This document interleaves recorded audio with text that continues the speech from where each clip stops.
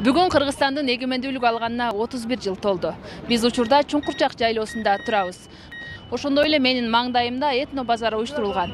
Этно базардын ичинде учурда президент Садыр Жапаров жүрөт. Биз сиздерге азыр этно базардын ичин көрсөтүп бермекчибиз. Бул жерде азыр зергер буюмдары турат. Биз азыр бул жердеги зергер байкебизден маек алып көрөлү. Саламатсыз байке. Саламатчылык. Эмне жасап атасыз? Биз азыр зер буюмдардын ошо түрлөрүн жасап көрсөтүп берип Азыр бул атабыз. жасап атканыңыз эмне? Шакек жасап атабыз азыр.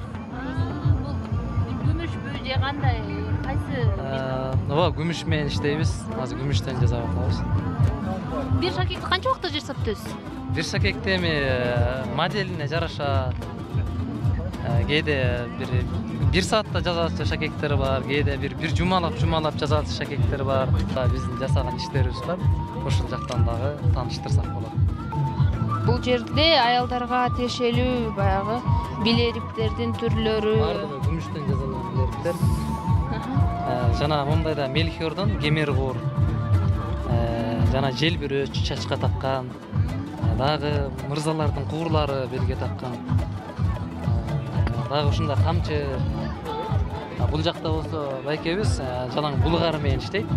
Булгары менен ушундай капчыктарды жасап, өзүбүздүн эң негизгиси бул булгарлар.